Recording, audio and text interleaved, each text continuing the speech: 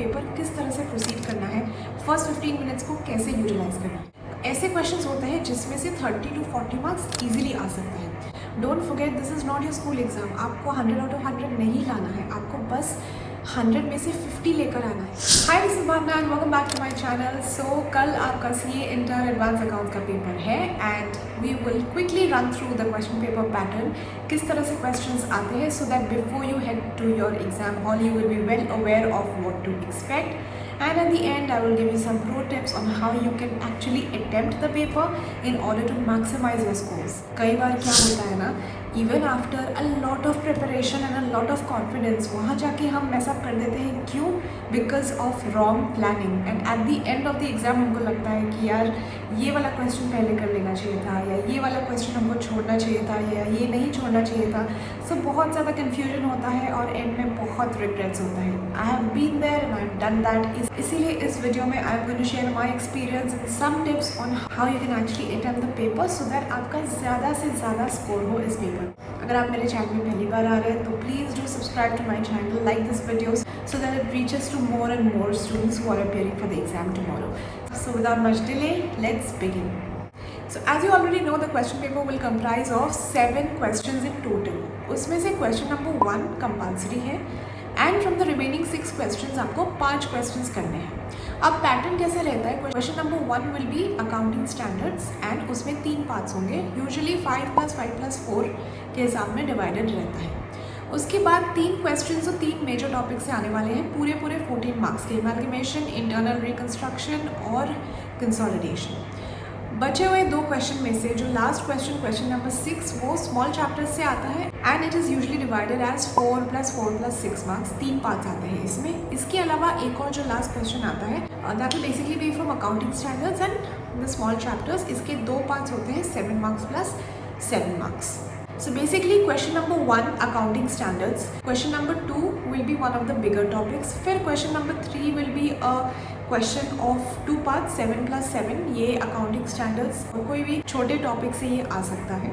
Question number 4 and 5 will again be from the big topics, 14 marks each, and the last question will be from small chapters and it will comprise of 3 parts. So this is how the question paper will look like. This gives you an idea of what to expect when you open your question paper. अब बात आता है कि how do we start attempting the paper. हमको paper किस तरह से proceed करना है, फर्स्ट 15 मिनट्स को कैसे यूटिलाइज करना है. देखिए, जैसे ही आप क्वेश्चन पेपर खोलोगे, क्वेश्चन नंबर 1 यूजुअली थोड़ा सा टफ रहता है. This is just because the examiner wants to make you nervous और क्वेश्चन नंबर 1 के चक्कर में you end up getting scared और फिर आप अपना पेपर ख़राब कर देते हो. तो मैं क्या करती थी, मैं क्वेश्चन नंबर 1 देखती ही नहीं थी, मैं सीधा बीच में से या लास्ट क्वेश्चन से देखना शुरू करती थी, क्योंकि यूजुअली उसमें ऐसे क्वेश्चंस होते हैं जिसमें से 30 to 40 मार्क्स इजीली आ सकता है. तो आप क्वेश्चन नंबर 1 स्किप करके first what you can do is वो जो 3 बड़े टॉपिक्स हैं, इंटरनल रिकंस्ट्रक्शन, एमैल्गमेशन और होल्डिंग कंपनी, इन तीनों चैप्टर में से 14 मार्क्स का सॉलिड क्वेश्चन आता है. तो इसमें से जिस भी चैप्टर में आपका ग्रिप सही हो उसको आप पकड़ लीजिए और फर्स्ट 15 मिनट्स में उसको अपने माइंड में सॉल्व करके जैसे ही एग्ज़ाम स्टार्ट होता है 2 बजे आप उसको पेपर में सॉल्व करने लग जाओ. इससे क्या होगा, हाफ एन आवर में आप एक ऐसा बड़ा सम कर चुके होंगे जो आधे से ज़्यादा स्टूडेंट्स ने अटेम्प्ट ही नहीं किया हो तब तक. पहला 15 मिनट्स यूजुअली हम क्वेश्चन पेपर पलटने में वेस्ट कर देते हैं, ज़्यादा प्रोडक्टिव नहीं हो पाता है. So this is what you can do in the first 15 minutes, solve that big question in your head and then start doing it and finish complete that question so that आपका 14 marks secure हो जाए. 14 नहीं तो कम से कम 10 to 12 तो secure हो ही चुका है. इसको सिक्योर करने के बाद you can move on to the last question, because last question में usually you get 3 small question and they are from the small topics and it is easier to solve them. तो आप उस पर focus कीजिए, उसको complete कर लीजिए. तो आपका फर्स्ट 1 आवर में 28 to 30 मार्क्स तो सिक्योर हो ही चुका है.